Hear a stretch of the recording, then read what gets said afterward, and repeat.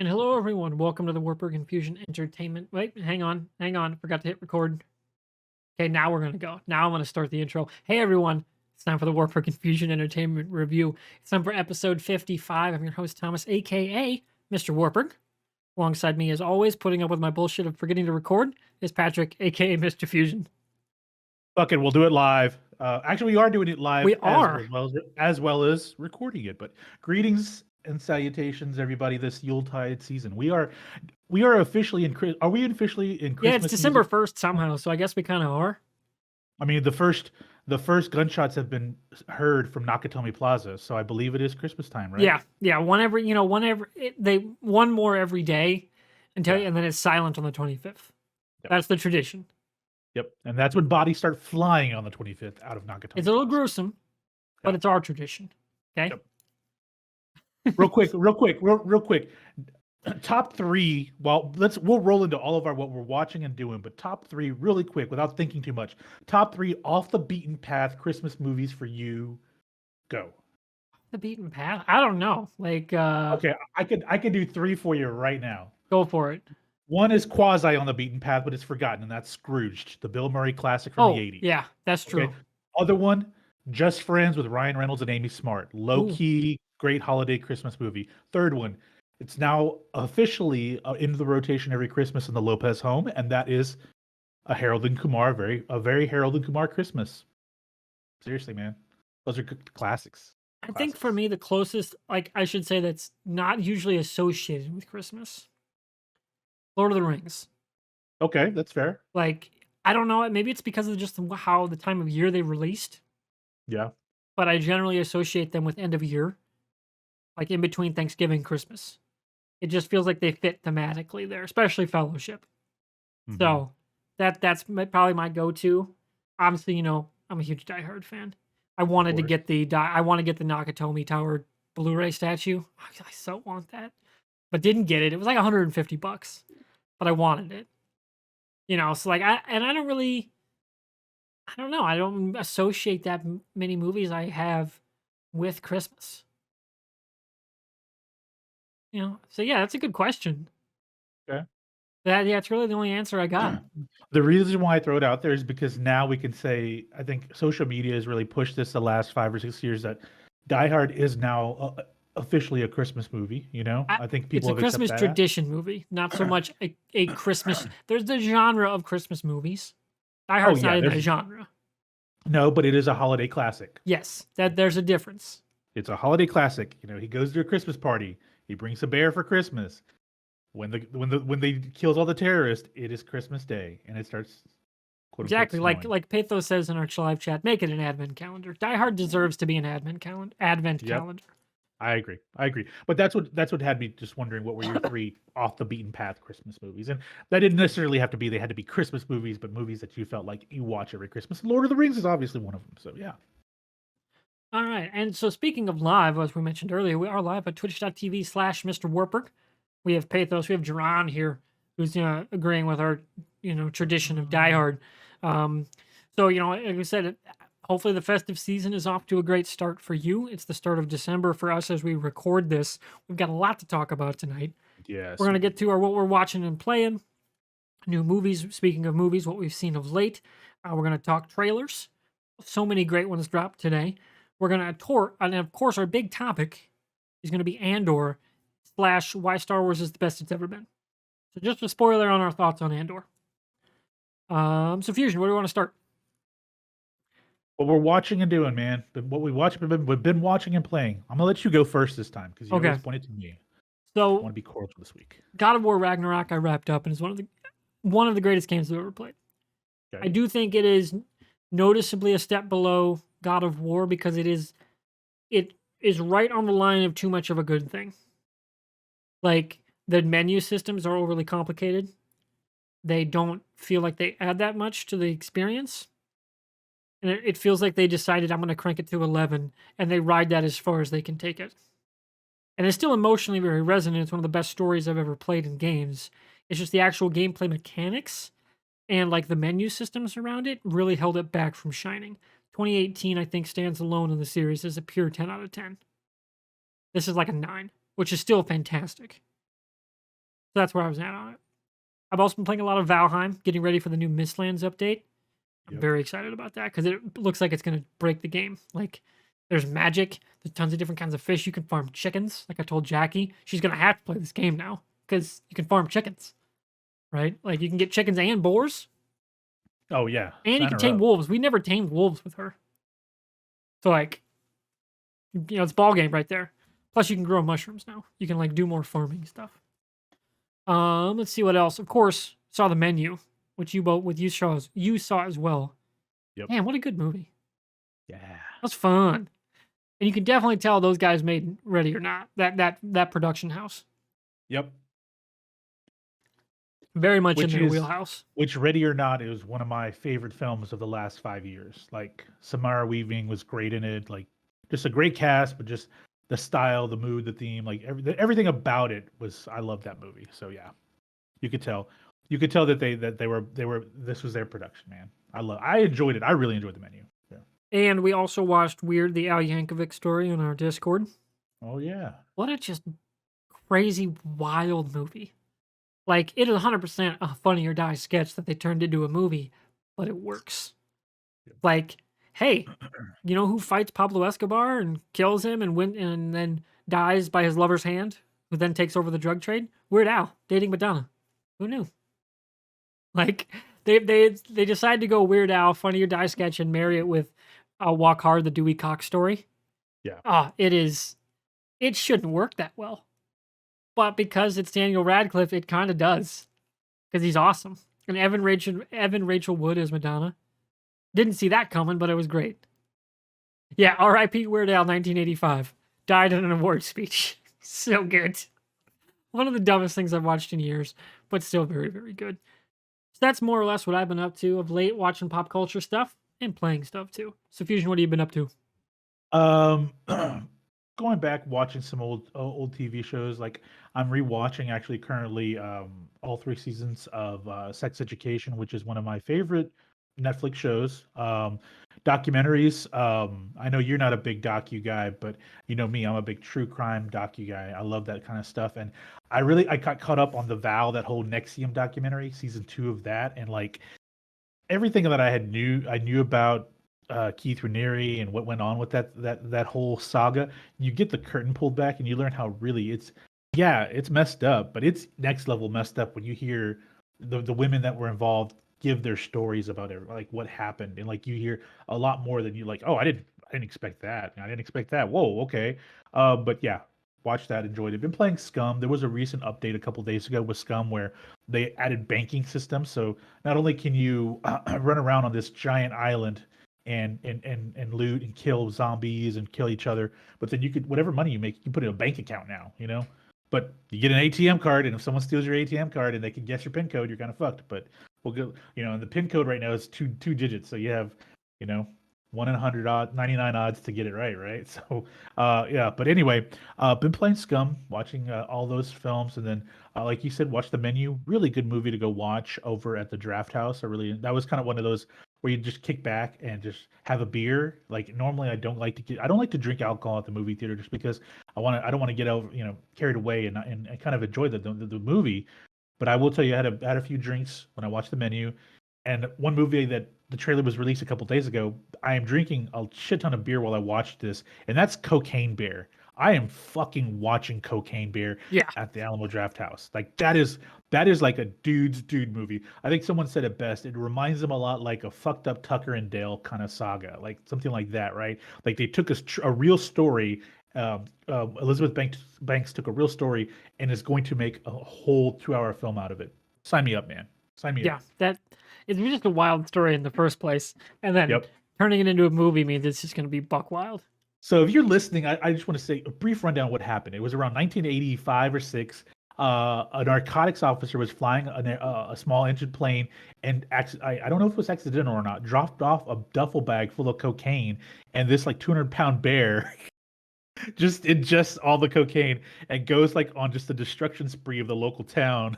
So like, of course, you know, it is truth stranger than freak fiction. I don't know, but in this one, Elizabeth Banks is going to add a lot more strangeness to it, in the story. And from the trailer with Ray Liotta's in it, come on, like what the fuck, dude, Ray Liotta. Yeah. I mean, I don't know, like it's not like a blow you away cast like Ray Liotta, Kerry Russell, O'Shea Jackson's like are in there, but I just have a feeling like this is going to be fucking hilarious. Like the trailer, there were moments of it. Is it going to get serious? No. Is this kind of like Sharknado? Like possibly, but It not feels in as that vein. amazing. Feels like Yeah, Snakes on a Plane vein. And I'm like, yeah, someone on Discord was like, I don't know. I'm like, that's exactly what it should be going for. It yeah. should be going for the I have had it with these motherfucking snakes on this motherfucking plane, right? Now, Like, I think I said this on Discord. The reason why Snakes on a Plane wasn't as big as it was because of the trailer. It became a meme before the movie ever came out. yeah, that Just line in the yep, trailer kind of broke it. yep, Whereas I don't yep. know if Cocaine Bear has that problem. It's based on a true story. Like that's it. Like it's. I mean, Yeah, maybe some of the of course, the events they have liberties that were taken on the actual events, but that being said, there's a bear that ingested a shit ton of cocaine and went on a rampage of a local town. You can't beat that, man. Like no, that's a like that story's gonna. I guarantee you, it'll do box office the first week, and it'll probably be about. I'm gonna say about between 55 and 60 million dollars. yeah, like, and it was probably so cheap to make too. Yeah, yeah, Like, it's got all the cultural things working for it. Like, but yeah, man. everyone's just like, this crazy, and then Yeah, they're gonna yeah. go see it because they're interested. Yep. So yeah, just been catching up on some old stuff. Like you said, the season finale of Andor last time we chatted, watched that as well. We'll talk about that here in a minute. All the trailers that dropped recently, but yeah, man, just catching up on some old stuff, and then we got college football wrapping up. So yeah, that's really it. Been a quiet few weeks for me, man, which has been kind of a good thing, because I know when we get into next year, the slate of content that's coming out next year, it's going to rival what we saw all through this year, man. Like just Agreed. incredible content, TV and film is just incredible slate of Speaking of, movies and one last shows. thing, where you at on Yeah, Strange New Worlds? I'm gonna shut my done, door. What do wrapped you it up. think? Okay, so as a big fan of the original series, The Next Generation, I'm going to say this is really close. I'm going to say like very close to. I have, of course, I love TNG. I really loved The Next Generation, so that's my favorite Star Trek show. Then the original series, but I'm gonna say Strange New Worlds is very close to the original series on my top three. Like it's Dude, very that close. finale. Yeah, that As finale I was told, like incredible. I said, you're an old head. You know the original series. Yeah, You're gonna love this finale. This finale was so up its own ass and yet still amazing. Like, it got so nerdy about Star Wars yeah, or Star Trek. Star Trek. Sorry, See, we're it's talking hard. See, about Andor. We're talking about you did Andor it later, too. but like, it got so just like, hey, remember this thing, this one line somebody said 50 years ago? Yeah, we're gonna make an entire goddamn show about it. Yep, Like, yep, what? And it works yep. so well. And the time travel paradox they talk about is just incredible, man. It's just like it has you really thinking because I know we've done time travel so much in the last decade of science fiction that we kind of don't really like. Okay, where do we establish it? It's made fun of in Endgame. Like, hey, I thought this is how time travel worked based on these movies. You can't base it off movies. Well, they actually sit there and tell you about like how they create a whole like angle to time travel, and it's like okay, this is interesting. Instead of you actually take over the body that you travel to and then you have to kind of live out the events. Okay. Very interesting to me. But the cast, phenomenal cast. The character development, I was blown away by the character development. Like I found myself liking characters. And I remember I pinged you about Hemmer. And I just spoiler alert if you haven't seen it. He fucking dies a few Yeah, episodes I did before the not see it finale. coming. But here's the thing. I pinged you like an hour before I watched that episode, and I was like, "Are you?" And I was like, "I'm not gonna message him. I'm not. I'm just gonna let it be, man. I'm gonna finish up the season now. I'm just gonna finish it off because I liked Hammer. I thought he was like his development was becoming real nice, and the relationship he was building with Uhura, I liked it. I thought we were going somewhere with him, And then he was a telepath, It was an interesting, connection to that. Nope, Hammer's gone. Okay, fine. Now, what we need to But get is his fully, because he's an ant, the one that's in like their pole where they're like white, the yeah, Andorians. We need to get his yeah, half brother who's full blooded blue, Andorian, but it's just Jeremy. It's just Jeffrey Combs. Just just him playing him. He's trans descendant, whatever. Yeah. Just that's it. Jeffrey Combs needs to be in this series because he's in Lower Decks as a evil AI, and I can't wait for him to come back. But man, Yeah. I want more Coombs. The guy is Star Trek. He's been in like 5 series now. Let's go. But man, what a Okay. show! Can't wait for season 2. The nurse Christine Chapel, really loved her development. Like, because I think I told you very early on when I started, I think it was episode 1 or 2. I said I like Chapel. I think there's something there from what I can tell. And you're like, actually, yeah, you're gonna get that coming up. And then the whole angles with the friendship she develops, incredible.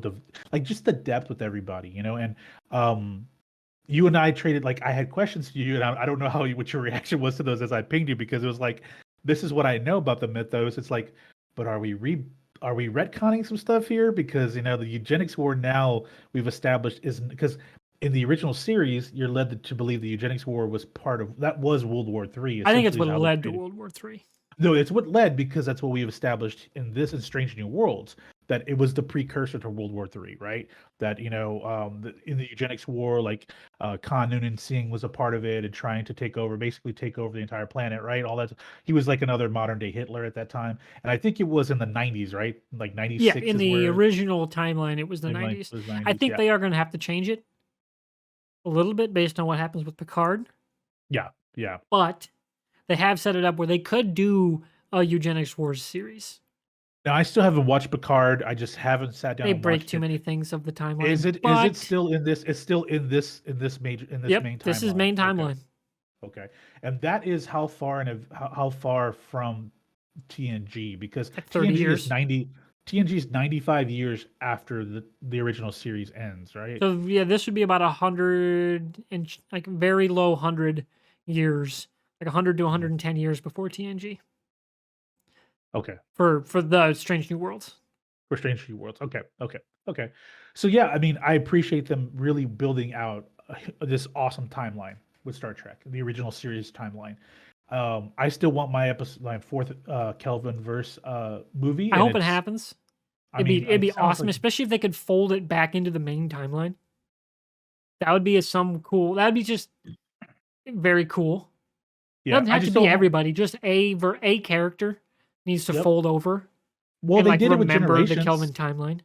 Yeah, they did it with Generations. So that's how they did the TOS timeline, kind of like converging with Generations. So why don't we kind of do that with the multiverse? Because we've established, multiverses exist, all that stuff. So, um, obviously, they were rumored of bringing back Chris Hemsworth to play George Kirk. So obviously they were going to explore multiverse travel, right? They obviously were going to do that, because there's no way it's the Kelvin versus dad. It's not the same George Kirk. There's no way, right? He died, right?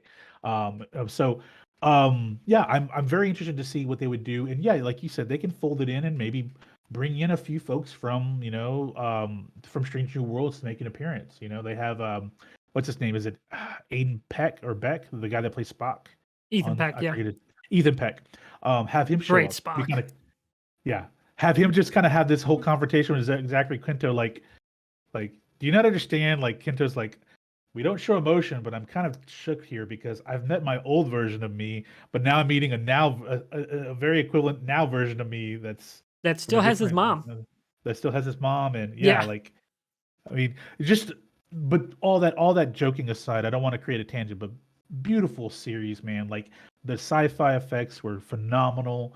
The storytelling, the writing, the cast, the acting, everything was just, it was a really good series, man. Like, I think I told you this. We're in this old golden era of like TV content and movie content, like the cinema.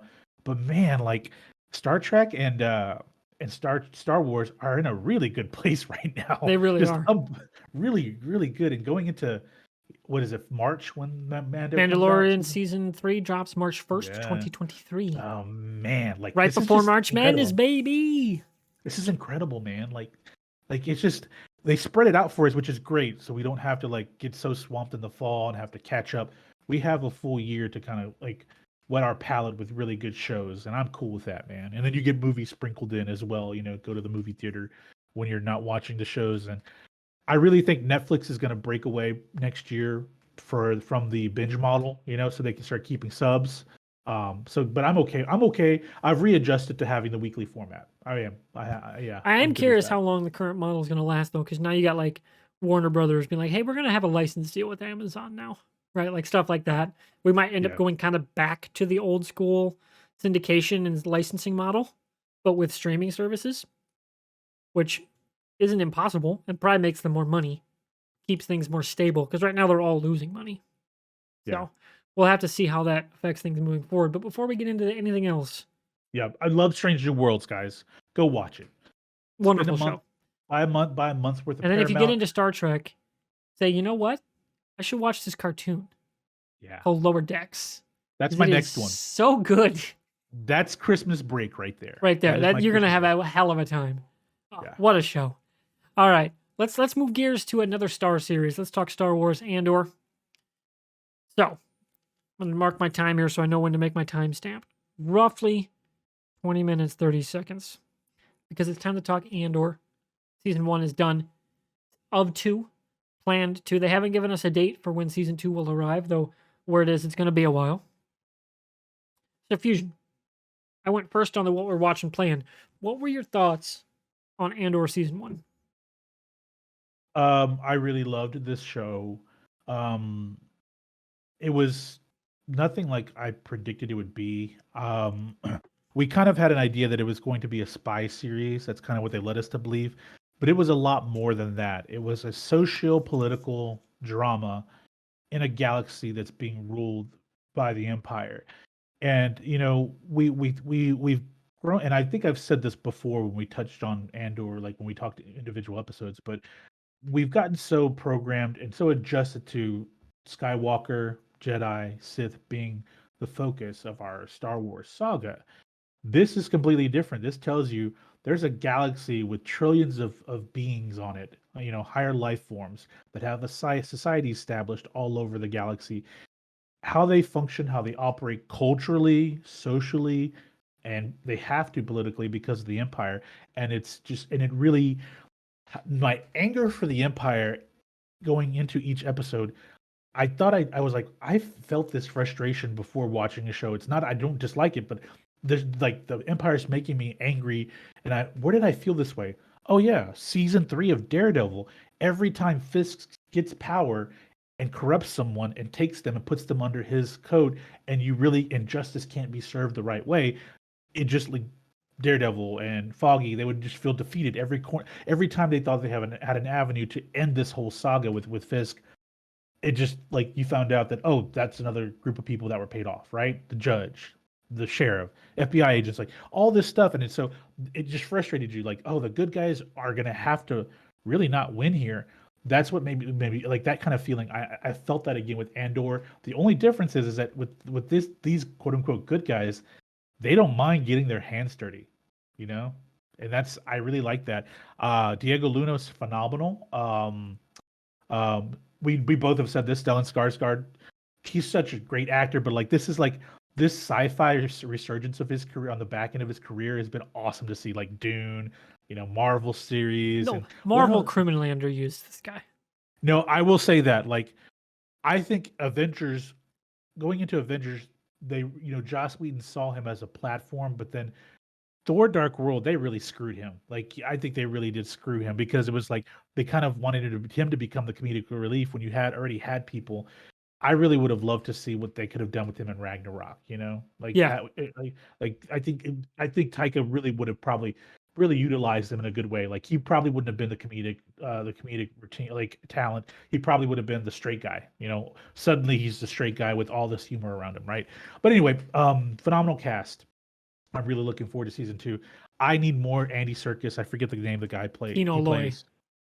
Kino Loy. I need more Kino Loy in my life. Like I need his story. Like if he joins the Rebel Alliance, what's his story? What's his motivation? Like what happened to him when he left the prison? Like obviously we didn't see him die, and Yep. we both know this. And in the world of action, if you don't see the death, 99% of the time they're not dead. So yeah, from the first 3 episodes were a grind just because we were wondering where they were going.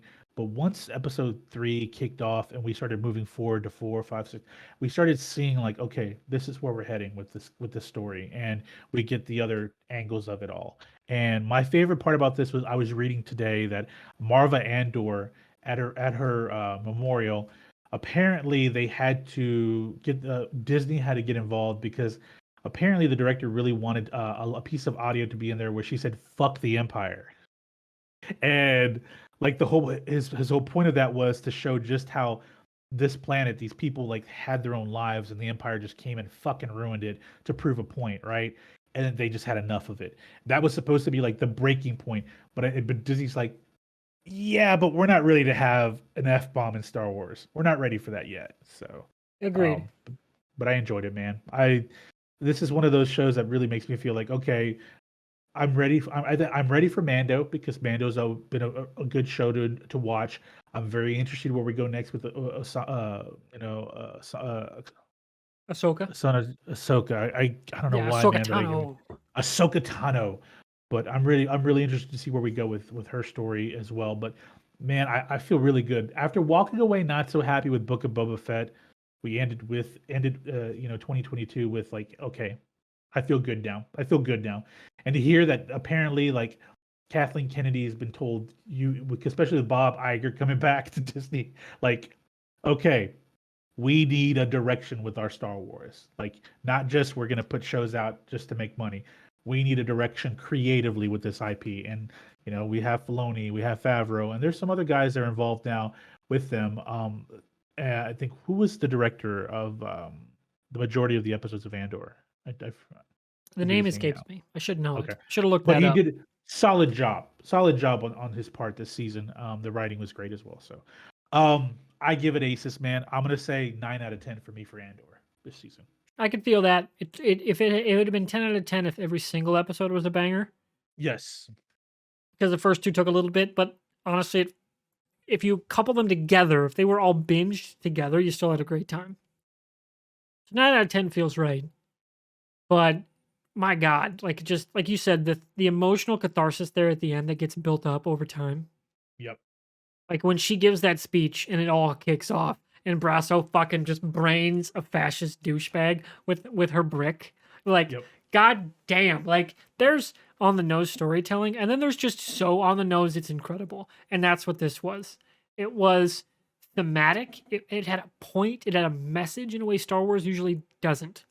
And honestly, a way the prequels tried to. Lucas tried to, but he just couldn't make it engaging. Like politics, backroom bank regulations, they were fucking intense and enticing, and you wanted to see what the fuck was going on with Mon Yep. Mothma every episode, right? Like those kind of stories can be done well in any universe, even Star Wars, even ones that have shied away from getting into that much. And honestly, some of the best Star Trek stuff has been about that kind of thing. Like look at Deep Space Nine, like look at Battlestar Galactica, right? Like sci-fi can do these things and do them very well.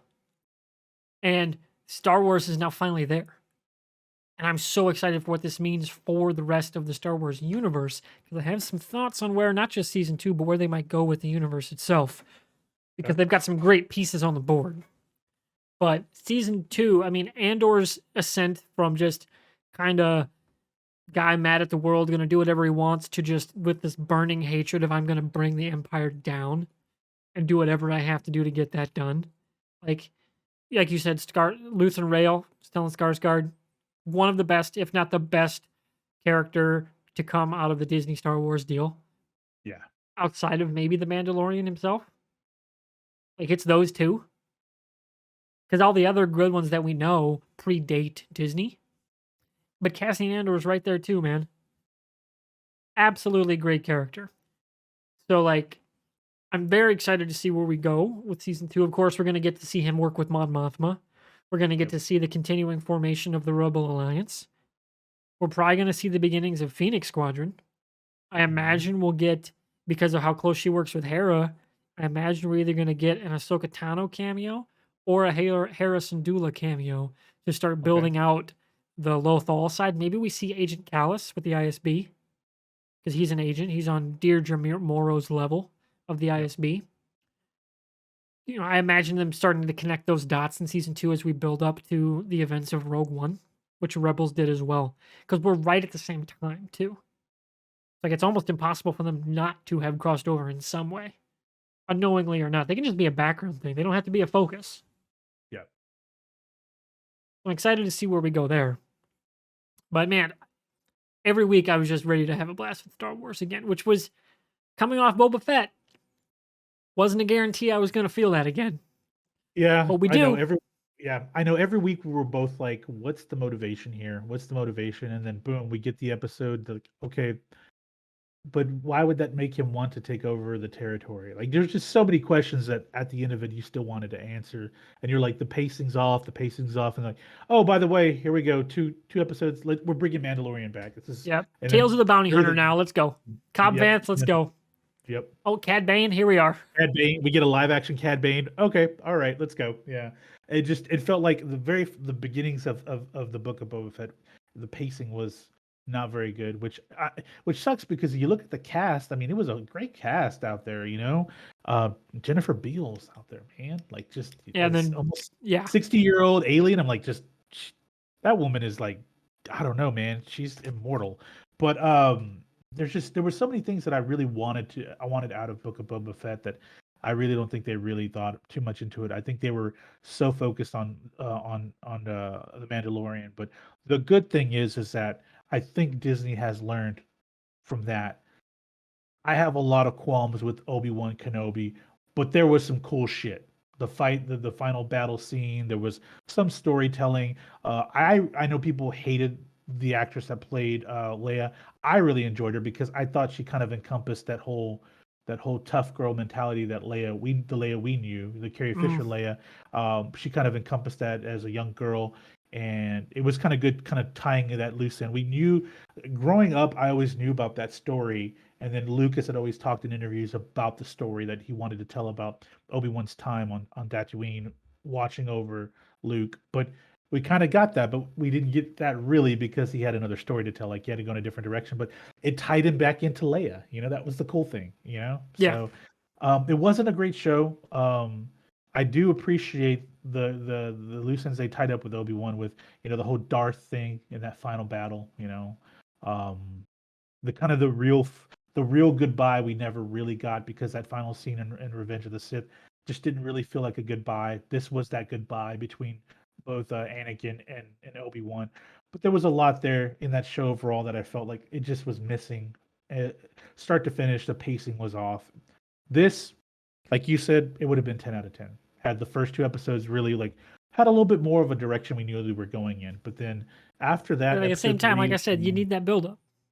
yeah, you do. You do. I think it's. I know we've talked about like the first should have been combining all those into a large episode or something, right?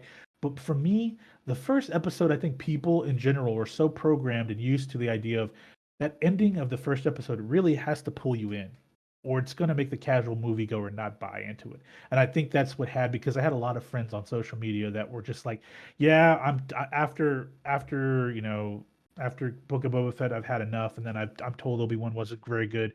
Okay, and then I told those folks, you got to watch Andor. Give it the first couple episodes.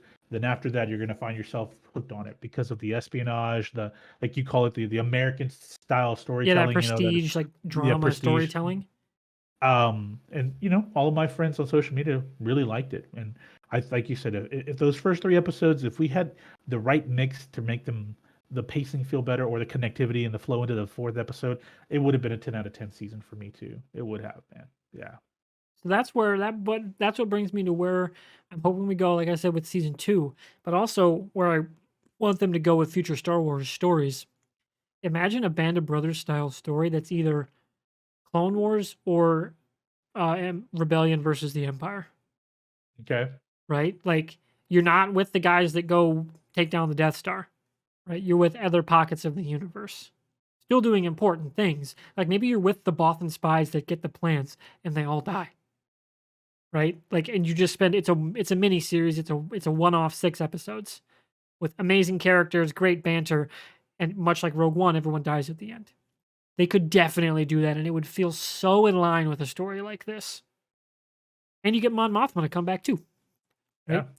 Yeah. And like maybe you do a post sequel trilogy series, and just say fuck it, we're leaving that timeline in the dust. Here's new shit, right? Like they set up the whole invaders from outside the galaxy story that they did in the expanded universe. Maybe tell that kind of story. and you get like new Jedi that aren't the old school, Orthodox. Maybe they are like the Qui-Gon Jinn, kind of like gray Jedis, trying to Yeah. figure out their place in the universe and like rediscover the Force in the universe, and be the Jedi or whatever the fuck that should mean, right? Like that would be some very interesting storytelling that, and now I'm more confident they could pull off than I was last year. Yeah. I think now, particularly that we've kind of moved away from everything has to be so black and white with Jedi and Sith, right? And maybe obviously Daphne Keen's role in Acolyte is going to be a big part of where we go with Jedi and Sith, right? This is going to be the first series where it's led by a Sith character, right? But I think maybe we open up this idea, and if and I haven't read too much into it, so I don't know when the story is supposed to take place. But let's just say it's kind of where we're at in this, like in the back end It's High of the Star Republic Wars era, saga. right? Is it High Republic era? Yeah, like it's way before the original, like the prequel Okay. trilogy. Okay. So we're still with the rule of two then, technically then, right? Maybe, I don't even know. Maybe it predates Rule of Two. Okay. Okay. Okay. I'll have to go back and look. It's just been a while since I've looked at the High Republic era. All I remember is some of that stuff from the old Old she'll EU. appreciate this. Yeah, the old EU and the Star Wars Online game, the Old Republic. Oh yeah. So, which is a great game, by the way, for some people that are listening. It's a great game. I've played it for a long time. I'll clip that out. Just be like, hey, There you go. was it? Shout out Was to it the you. third time we've mentioned her tonight? Yeah, she's getting a lot of love today, man. And well, you know what? It's a fun game. One of my favorite MMOs, the Old Republic. Played a lot of I didn't time. have good enough internet. Really? Yeah. Back when it first came out, like it was a drain on your pings, I man. had It really dial-up was. till I was in Oh, college. okay. Like Okay. I didn't have internet, and by then I was still figuring out what the fuck games were to So jump when into you was it MMOs. eye opening for you when you went to college? And A just little like bit, plugged it because, into but the I net? mean, I had high school friends that played Halo and stuff. Like, Yeah. I was around games. I just didn't play the newest all the time. I was stuck on PS2 era for like 10 years after I should have been. So there's a jump forward, but I got Well, caught up. you're caught up. I You're got caught up caught up. now. That's all that matters.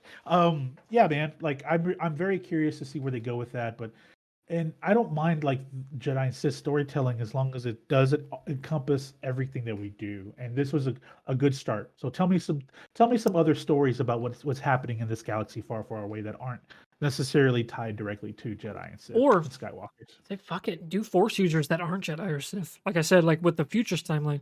But you could do like, there were other Force groups, right? Like the Night Sisters, right? And you had like other like light side Force users that the Jedi Yeah. knew about, right? Like that were mentioned in canon books and stuff. Like Yeah. explore those, explore different civilizations, right? Like spend time on those planets so we get to know the wider universe rather than just the odds and ends. Like, oh yeah, they had slaves on Tatooine, right? Like Yeah. stuff like that is Yeah. very surface level. Go a step below, you know. So and maybe you do like a maybe do like a Star Trek type show, but it's with Jedi. Like after the First Order has fallen, and you're like reconnecting all these planets to the greater Galactic Republic, and like helping out with their problems. It's like like a week to week type show where, much like Mandalorian, problem of the week, but with just a different type of character and a different whole cast and crew. Like that'd be a really fun story. I'd be in for it. Now they don't have to be 5-year series. Do one-offs. Do 2-season things like what they're doing with Andor. Do what fits your story, not what makes you money. Yeah. You obviously have to make money, otherwise you stop making things. But that you can find that balance that traditionally Disney usually hits, and it feels like they're getting back on track to that. Yeah. You know what? You brought it up. I am down for Star Wars reconstruction, where you talk about the Yeah, Republic being like the rebuilt Reconstruction after era of the American First history Order. is incredibly interesting. Yeah, it is. And so then how do you deal with that post First Order, right? Like all the big players are gone or dead, or way too old to be doing anything. Like who steps up? The Sith in this galaxy have been wiped out. Yeah, and the Jedi are rebuilding from scratch. Yep. Like, how does that work? How does that galaxy function? What does that government look like? Who's leading it? And you've essentially established that Rey is going to be with the yellow lightsaber closer towards a gray Jedi, right? That's Yeah. where we're leaning towards. So maybe you don't have to have Daisy Ridley appear on the show, but you could tell stories about like Jedi that trained under her. That their job now is to help reconstruct this new this new republic, you know. And they come across some like very Yeah, or interesting you and could have tough kids stuff. of old Jedi who escaped the purge. Yep. They'd be the Yeah. right age. Right? Like you could Yeah. have 30, 40 something actors who were kids of like, prequel era Jedi. Like that'd be pretty awesome. Let's go. Yeah. Because it doesn't have to be a Jedi we know. It could just be random whatever, But it'd still be pretty cool. And they're trying to piecemeal like rebuild things, you know, the right Yeah. way. And along the way, you have issues of not just the First Order, but the original Empire, like like just deconstructed factions of the Empire that have become like mobs and gangster mentality on some Yeah, like what planets. we You know, got like with Mandalorian, with Mandalorian, Moff Gideon. exactly. Oh my god, it was Yes, so good. yeah, exactly. You know? Like for when you see Moff Gideon, you're like, I need to know more. Of what got him into that space? Like how did he build this little Dude, organization out imagine the of like universe fragments if of the we didn't Empire? have the sequel trilogy to worry about. Because man, they could build such a cool universe off the original trilogy ending. And then we got 30 years of, oh, well, everything they did is undone. Start over.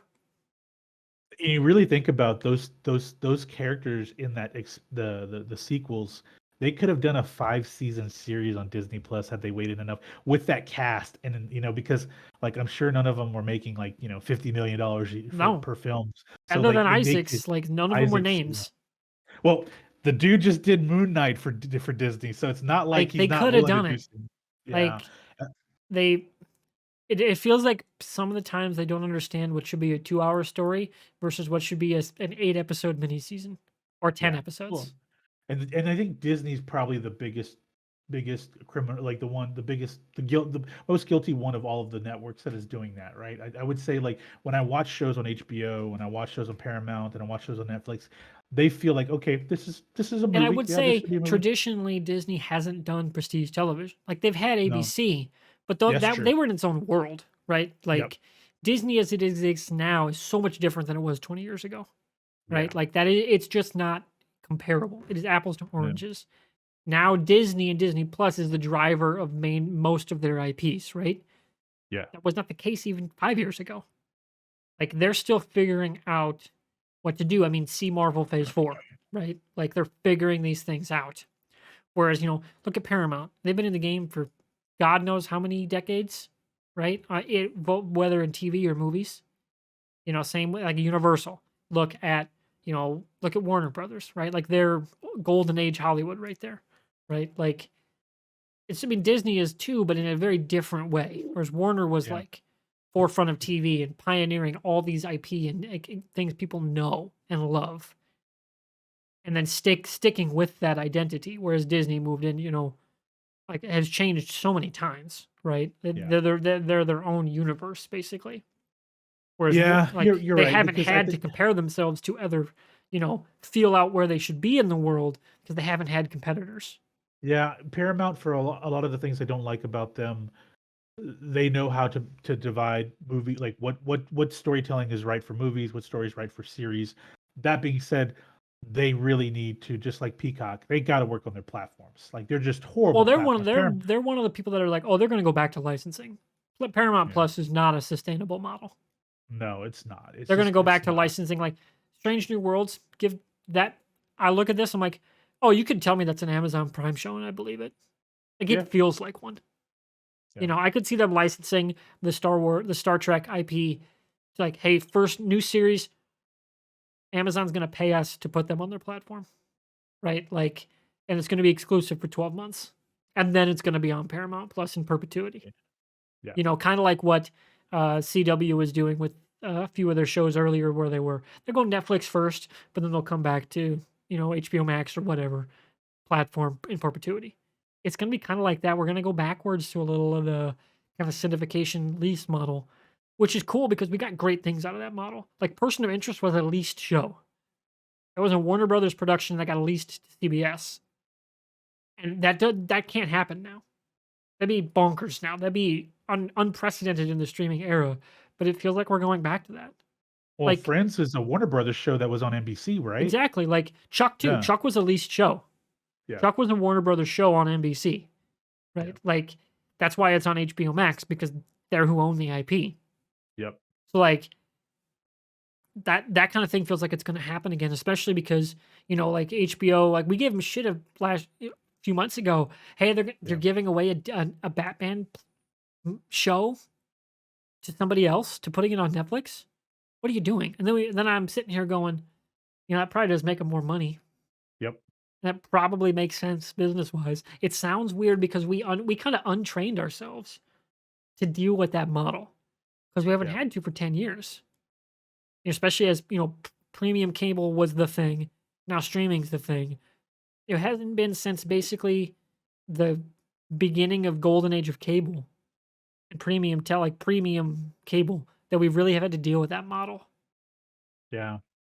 And I'm thinking it's gonna rear its head because it works. Like you go back to what works and what makes you money.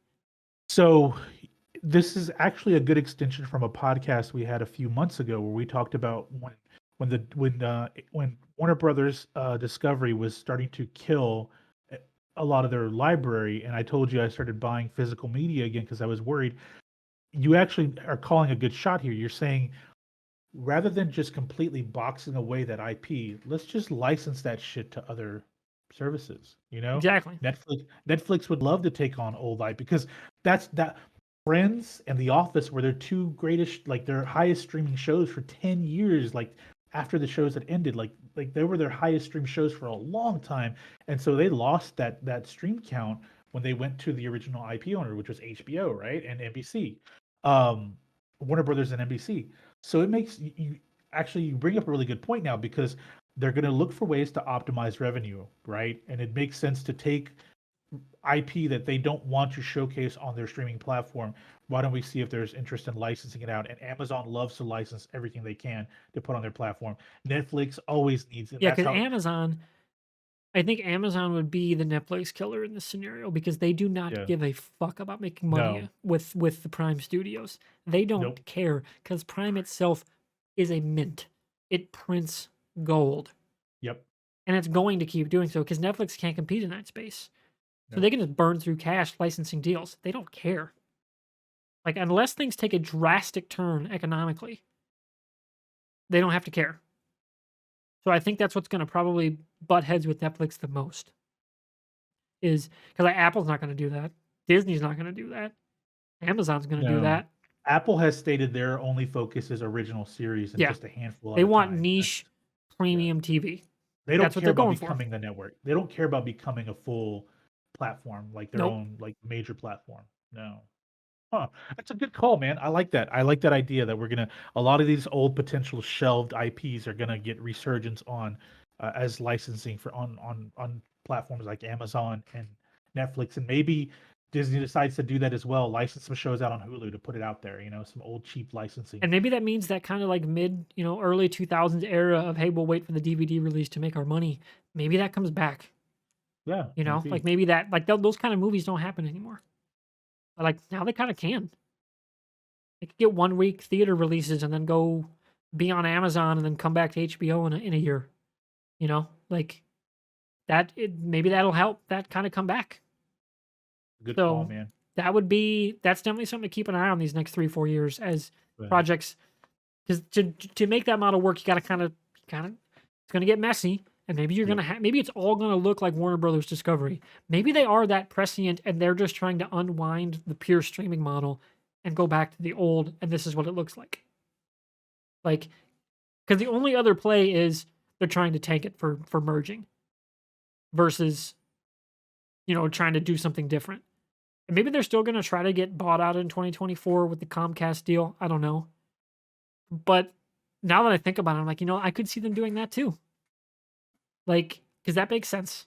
Like, they're doing a new animation leasing deal with Amazon and stuff. Like, man, some of those pieces are starting to come into focus. And maybe that's what they were doing the whole time and just didn't tell anyone. Like, that's not, like I said earlier about we were in the pre-show about Kirk Ferentz being like, you know what, fuck it, let it all hang out there. Hire Bob Stoops for a season. It's not. I don't think it's likely. I think they are trying to tank for the Comcast thing because that's how capitalism works. But it's not out of their own possibility. They're trying to unwind and just change their model, and it'll stay its Oh own god. thing. If it ends up becoming the Comcast route, oh man, Wherever people. it's gonna be so, it's gonna be an absolute fucking horror show. Oh god, because Comcast is probably the worst in terms of like just becoming the one of the major cable companies out there. That Like, said, though, Congress hates them. So like, oh, that's very true. That's very Congress true. Like hates them. FTC hates them. They might yes. just straight up kill the merger. This is where the SEC decides to finally step in on media and say no, we're not going to allow it. Yeah. We're not going to So allow it because it's Comcast. We find them so many times, like you said with the FCC. Like we find them as SEC violations as well. Like I could see them finally saying no. There's a history with Comcast. This is the beginning of building a monopoly we don't want to see. Yeah. yeah. So like, I Yeah. could see that if they go for that, I could see it getting quashed, much like it looks like the Activision Blizzard thing is going It to. also depends on which political party's in power at that That is time. You certainly know true. this. You That know is this certainly because true. Republicans, they have their money in those stocks. They're going to be more than happy to take on that merger cash. But we'll see. We'll see. Yeah. So that's going to be something to keep an eye on because, like going back to that model means some of those newer services like Paramount Plus probably not in it for the long haul, No. which isn't even for the worst. Like you could see things like Avatar back on Netflix, right? On a rotating basis, it goes to HBO or it's going to show up on, whatever other services exist because that's an imminently licensable IP, right? Like it's all-time show, that kind of Mhm. thing. And it's in a different type of show than like your friends in the office. So that's something I think when I look at it, I'm like, yeah, that's going to shape the landscape if that prediction turns out to be true of them going back to that old school model, but with the streaming sensibilities. Yeah. So that's enough super heady talk.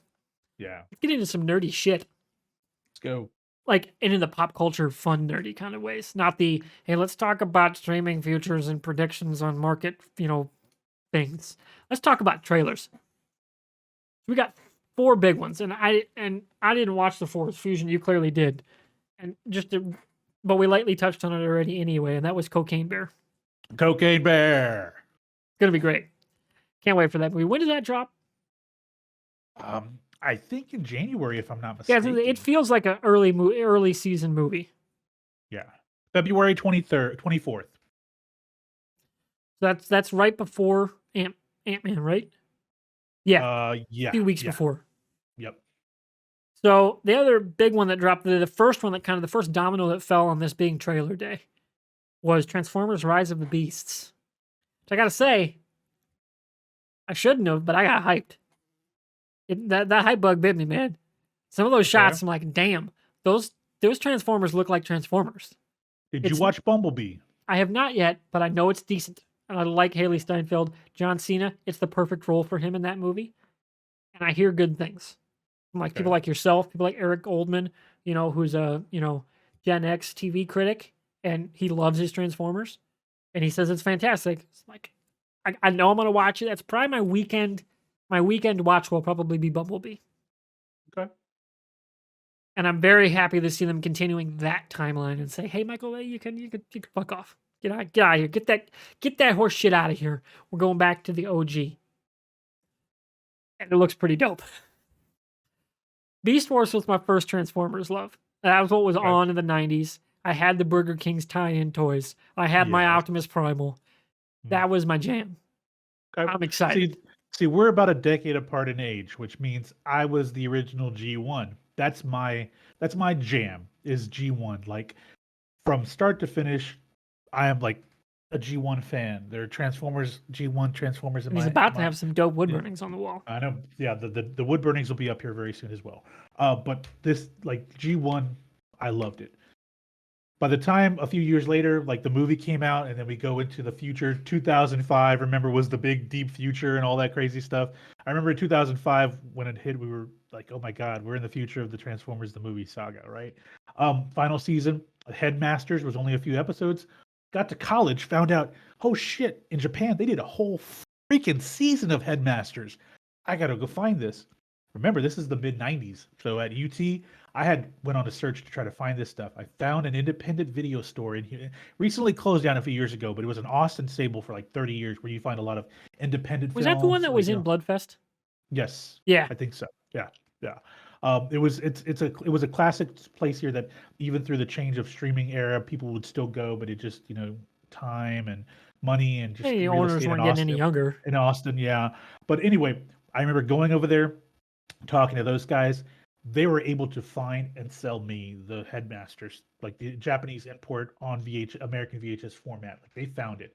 So watch that whole season. Phenomenal. I'm a G1 guy, man. So Bayverse, like the first Transformers movie, I had fun watching it because it brought about a nostalgia for me. It wasn't dead on like the way the designs were. Didn't really like it. Then the Bayverse just got shittier and shittier every single movie. It just became such a really weird saga, right? The Last Night, I don't know what the hell that was. Unicron is Planet Earth. Really, we're doing that. Um, Bumblebee, really good Transformers reset. Like we're taking you back to what made the Transformers, how they look, their storytelling, all that stuff. And Haley Steinfeld's phenomenal in it. The music, the set design, the CGI on point. Saw this trailer, found out, oh yeah, I was kind of wondering where it was going to take place. When the trailer dropped, I immediately go to Wikipedia. I'm like, holy shit, it's 10 years, not 10 years, about 8 years after, Bumblebee in the 90s. Okay. The trailer has Juicy by Notorious B.I.G. So kind of like they tell you where they're at, like 94, 95, boom, we're there. CGI a little bit off, but hey, we're not. It's a Transformers movie. Like it's a Transformers it's a cartoon. movie, but it may not be the final product. Let's be real. Yeah, Like, it may end up getting cleaned up. Yeah, probably. But Be honestly, cleaned up. it kind of shouldn't look real.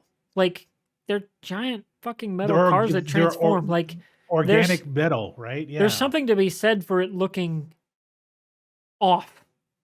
Like, and then not in like a negative way. Like they should kind of stand out. It's almost like when you have like real environments, but cell shaded individuals. Yep. Right. Like it's almost akin to that, where like it's a style of like they are offset from the environment around them, which is very realistic and like what it is. Did you ever play X-Men Legends? An over-the-top four character version of the X-Men universe, the Ultimate X-Men universe. Really good. I remember really the story. Yeah. Okay, really fun game, right? But it was a cartoon style world with cell shaded characters, X-Men characters, right? So that's exactly what you're talking about. Like there's the contrasting of art styles, and so yeah, I mean, like they're organic robots. They're not supposed to look real. Like the reason why Michael Bay's Transformers looked all funky is because, and he said this, we had to give them a real world look. How they and the color grading was very very saturated. Yeah, like to go from vehicles to become giant robots, like, and everybody was always sweaty in those movies. Yeah, right. Shiny and sweaty was a thing. Yeah, right? like these movies don't feel like they're gonna. And Bumblebee didn't look like that to me. No. So like this feels like very much in the line of that movie. Go watch Bumblebee. I'm gonna this weekend. It's on my list. You're gonna enjoy it because the intro is throwback 80s Transformers, and that's fun for me, right? This one, RC looks like RC. Thank God. Wheeljack, Christos Fernandez, who plays Danny Rojas in Ted Lasso, he's going to voice Wheeljack, and I'm like, okay, I don't know what that means, but I'm all for it because it's Danny effing Rojas, right? Football is life. I mean, or / the bartender in which Marvel movie? Spider-Man. No Way Home. No Way Home. He's the bartender at the end. Yep, he's the bartender talking to Eddie Brock. Yeah, like he's playing Wheeljack. Ron Perlman is Optimus Primal. You'd love Ron Perlman. We all love Ron Perlman. I can't believe they got him to do that. Yeah. It was either so what a great voice call. Because it's still the OG, right? For Optimus. Peter Cullen. Yep. Yeah, it's still. I thought it sounded like him. Yeah, he's getting up there, but I think they're using AI to help make sure he sounds stable. I think they're going to do that like they did with Vader. With James Earl Jones. James Earl Jones. So I have a feeling that they're going to probably juice up his voice a little bit because I don't think Peter Cullen's in his 80s yet. I think he's like in his mid 70s, so he probably has still got a lot of strength in his voice, but you never know. You know, just they may decide to go that route because he's a robot; they can get away with it. But um, I'm very interested in the story because I wasn't a big Beast Wars fan because, like I said, by this point I was already kind of in high school, you know, getting ready for college. So I would watch it, but I wasn't really into it too much. I was a G1 guy, but I'm very interested in this story because they're carrying on the G1 saga that from what I understand, like and from Bumblebee, the Bayverse is still possible through Bumblebee. It's still possible, but it's more of a soft reboot in a way, particularly with the backstory and the character designs of the Transformers, which is the big thing. So I'm excited for it, man. It looks fun. Um, yeah, I can't wait to watch it. It's like I haven't been this excited for a Transformers movie in a long time because after the first one, the Bayverse one, afterwards, Revenge of the Fallen was just awful, and it got worse and worse and worse after that. Like really, I just couldn't watch them, and I would catch them like on cable or something would come out because I just couldn't watch them anymore.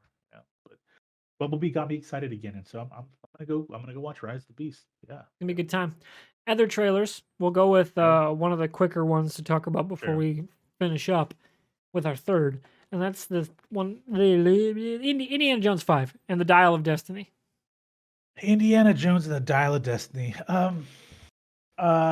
Phoebe Waller Bridge is phenomenal. I think she's great.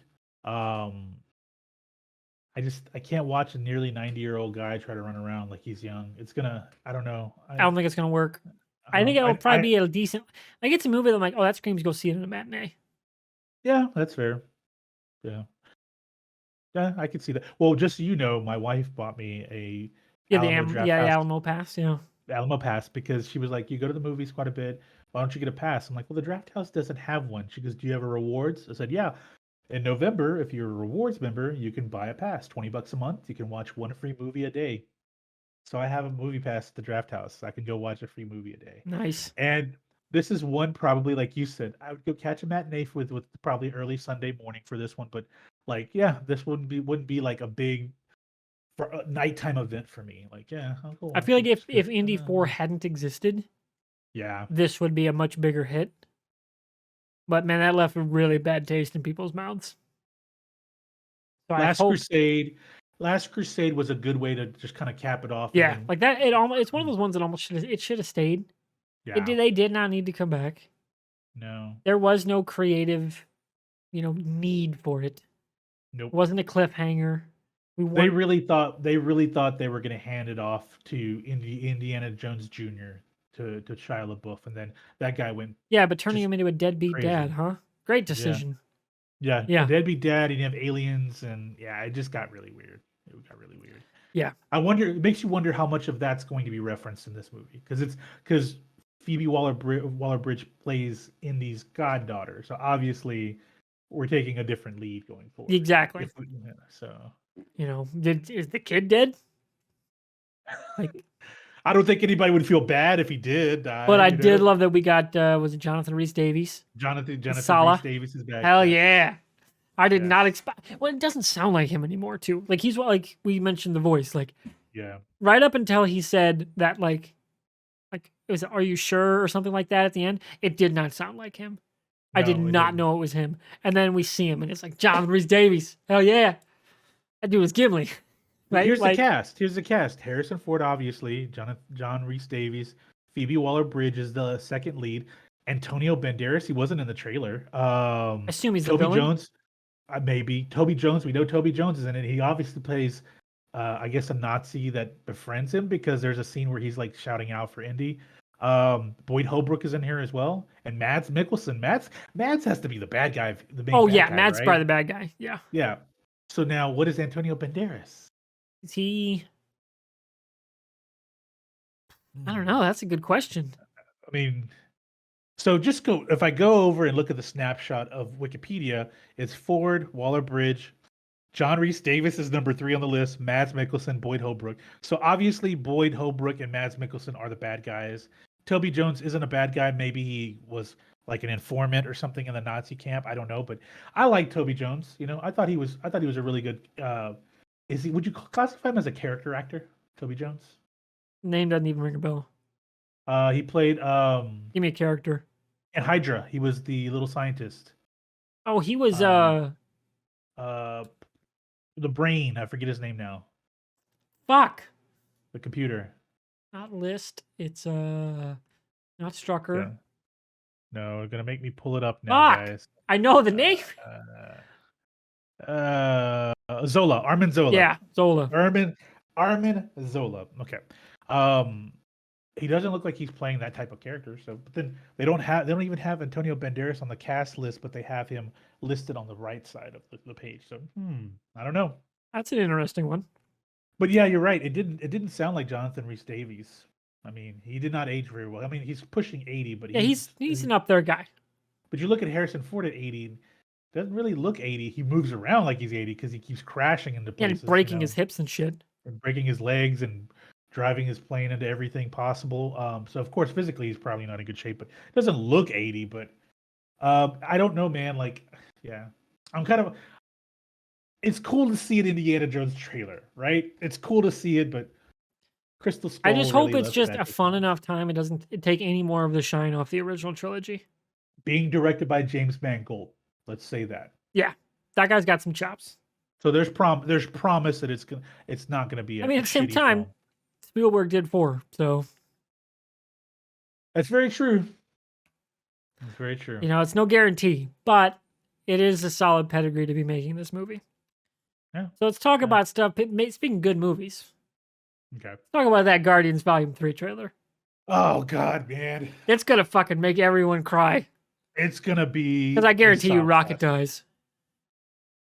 I don't think it's just Rocket that's dying. I think it's gonna be a lot of them, and Rockets is gonna be like they just gut punch, like because imagine Groot's reaction, and you're just like I'm a mess.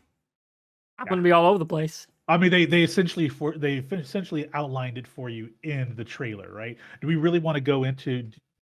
I don't know. Do you know the full story of the characters? Who's involved with Guardians 3? Well, obviously we've seen it. Like it's the Okay. it's the original cast. Gamora's in it Yep. in some fashion, but we don't see her with, other than a prison scene. We don't see her with the cast. Yeah. So I'm curious how the timing of it's gonna work, like how the pacing of the story is gonna work. But obviously they meet up and reconnect in some fashion. Plus we get the High Evolutionary. That's the big thing here. Obviously, Adam the High Warlock, too. Evolutionary. We get Adam Warlock, but obviously the High Evolutionary ties directly into Rocket. Yeah. Like his birth or how he became to be. And we get, I forget her name. Is it Lena? Lena? The otter? Oh, no idea. Lena, the otter? We have to look this up now. But yeah, that's another one of the experiment animals. Lila is okay. So I don't want to go into too much of it, but just there is a planet where there's half animal humanoids that exist. It's called Half World. Okay, that's all you need to know, guys. That Lila plays a big part in the stories, in the comics, and Rocket. I don't know if you know this, but Rocket's been around for about 40 years, man. Like he was in the 80s and he debuted in Incredible Hulk in the 80s. And his story was kind of dished out at that time, like his backstory before he joined the Guardians. But yeah, man, like they told a lot of it seems like they're telling from this trailer they're telling so much of Rocket. So obviously they're painting a picture of get ready because Rocket's get ready. This is gonna emotionally wreck you. It's gonna hurt, but not just Rocket. You know, James Gunn has said this is the swan song, the final chapter of this iteration of Guardians of the Galaxy. This is the last adventure for these guys. Oh man. So for me, I have a feeling Drax is probably going to die too. I think it'll probably be Drax and Rocket at minimum. At minimum. We know Dave Bautista has stated that he's ready to move on from Drax, and he really doesn't want to do another film outside of James Gunn. I don't know about the other cast. I mean, I'm sure they could be. There's opportunities to put those guys outside of Chris Pratt in Disney shows, right? But man, like I'm so excited. And then Space Hogs in the meantime, like this is back-to-back MCU trailers because Goodbye Yellow Brick Road for Quantumania. We really didn't talk about that trailer. Phenomenal trailer with a phenomenal song. And apparently there's a song that was in the San Diego Comic-Con trailer that like literally the entire room was bawling. Wasn't in this. And they said it's in the movie. So like it's gonna be just excellently emotionally gut wrenching. We're talking about for No, Quantumania or for this? Oh, Guardians. Guardians. Okay. Oh man, because we know like the fact that everybody is set up. We know James Gunn is not coming back because he's going to go run DC Studios, right? He just wanted to make sure he capped off this saga, and we all know that it's gonna be very emotional, and I'm okay with that because I was gonna get very emotional for Wakanda Forever based off of Chad Boswick's passing.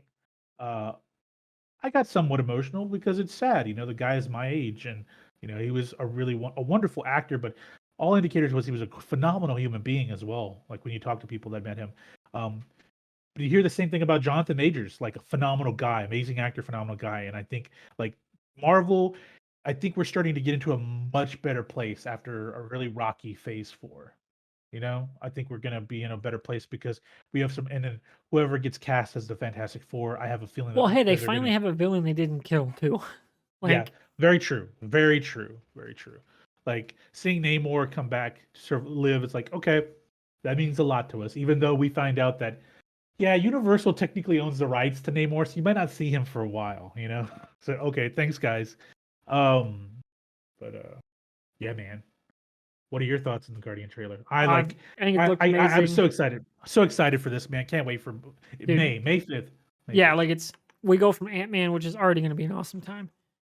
Then we get Mando. Yep. Then we get this, all from Disney. Damn, what a great start to the year for them. Be fucking awesome. They haven't even said when Loki 2 comes out, right? Exactly. That's got to be next year, right? Because it's Well, done. it's coming out next year, but they haven't said when. I bet that's the fall show. You think so, That or fall? that or they go back to the June release. We Because that's when haven't it was said out last time was June. Moon Knight's probably not coming till the back end of 23 or 24, early I would think. 24. Oh, plus isn't Miss Marvel? The Marvels is happening. Oh, the Marvels is also happening. Yeah, we haven't even talked about like, you know, we should probably do this in the next couple of weeks to wrap up the year. But we have a lot to talk about, you know, in terms of like films next year because Yeah, we could do Guardians, a Quantumania, end of year / start of 2023. What we're because the most looking Marvels, forward to. we still have the Marvels. I totally forgot about that, which is Yeah. another big one. So, man, oh gosh, this is just I don't know what to say, man, because like I know Guardians 3, like James Gunn wanted to make sure that he went out on a high note. So yeah, the Marvels is July. So then we have don't forget Across the Spider-Verse is in June. Like this is just content, man. And there's a ton of DC's films coming out next year too. And we get Peacemaker season 2 next year. Come on, like this is just like I don't And know, man. somewhere we're I going to thought have Invincible. hopefully and the boys. Yeah. It's going to Good be a lord. wild time. Like I thought 2022 was great for like production, like for content, but 2023 is going to be equally good. Um, yeah, man. I just it gut punched me watching the trailer. It gut punched me because I know that I'm going to get emotional. I'm ready Because, like, for an yeah, entire movie of the last act of Guardians 2, which was just yeah, fucking emotional. Like yeah, it Yondu's was. death, then the funeral scene. I mean, if you didn't start to tear up there, you're inhuman. I'm ready for a whole movie of that. We didn't. Let's I don't go. know. We didn't talk about it, but we should. We both watched the Oh, Guardians the holiday Christmas special was special. quite fun. Fun. It's canon. It takes place just before, like I think a few months before Guardians 3 takes place. So, man, it's just, and that was somewhat emotional. It was funny, but there were emotional beats to it, obviously. And then we got the big reveal, which is that, you know, I don't know if it was a big reveal, kind of like, okay, that's, yeah, it made sense, but that Mantis, it was, you know, Ego's daughter. So that she and Quill are brother and sister. So they're siblings, half siblings. So, you know, I don't know like how emotional I'm gonna get, but I know it's gonna be rough because this is it. Because I remember a long time ago when they announced they were going to do a Guardians of the Galaxy movie, I told all of my friends, and I think I even went into the OCC chat on the old Rooster Teeth site and said, "Guys, I'm ready for this one. You probably have no effing clue who the Guardians of the Galaxy are, but they're they're going to be very popular just because like this is a fun story in space. Like these are space cowboys or space pirates, however you want to classify them, that have a good old time in space, right? And yeah, you know, James Gunn's been great leading that charge. He has. Yep. Almost didn't get this film. We almost didn't get this film. Right? Like that'd have been wild to not get this. God. But speaking of Man. wild, we're at the end of our show. Yep. It's been about an hour, almost hour 15 on the recording. I think we've hit all the main topics we wanted to hit. Any other closing thoughts? Chat, if you're still here kicking around, let us know what you thought of the trailers, what you're excited for this festive holiday season for shows. Like, anybody watch the Santa Claus series? My parents did. They seemed to like it. Right, the Tim Allen one. So, like, let us know what your holiday movie pleasures are. And if you're in the comments on YouTube or any of our streaming platforms, leave us a review. Let us know what you're looking forward for the holidays. And we'll see you next time for episode 58. Or not 58, 56. Sorry, wrong word. I'm tired. It's been a long day. I'm at MrWartburg. Thomas, a.k.a. MrWartburg. My co-host, Patrick, a.k.a. Mr. Fusion. He is at It's Mr. Fusion. Follow us there as we banter around whatever's left of Twitter, which is going to be just... That's such a weird time. Yeah. But yeah, it's been a good time, man. I love nerding out about this stuff. Yeah, me too. So hopefully by the time we do our next one, do we want to do it after Avatar or before Avatar? That's the next big movie. Let's say after Avatar. After Avatar, episode 56. What is the date of Avatar again? Yeah, what is that? Plus, we'll have to go both see Violent Night. Yeah, I want to go see Violent Night. Yes, definitely want to see that. Avatar: Way of Water. When does that come out? The 16th. Okay, so yeah, so basically 2 weeks from today. Yeah, I like how we're doing planning while we record. Yeah, might as well. Yeah, behind the scenes peaks, guys. So yeah, we'll record the 16th or the 17th. Yeah. Assuming Joey doesn't get COVID, that's when I'm going to be going to see. Well, he's getting over COVID now. So, okay. That's when we're going to go see Way of Water, probably that Thursday. Nice. All right, let's get out of here. Everyone have a good rest of your night. I'm going to get to editing. And I'm very tired of those. I would keep playing some games and look forward on Twitter and Discord to that gaming stream plan for December 10th. Going to do at least 12-hour gaming marathon if everything comes together. Should be a grand old time. So, Fusion, thanks for hanging out. Pleasure as always, my friend. All right. See ya. Later.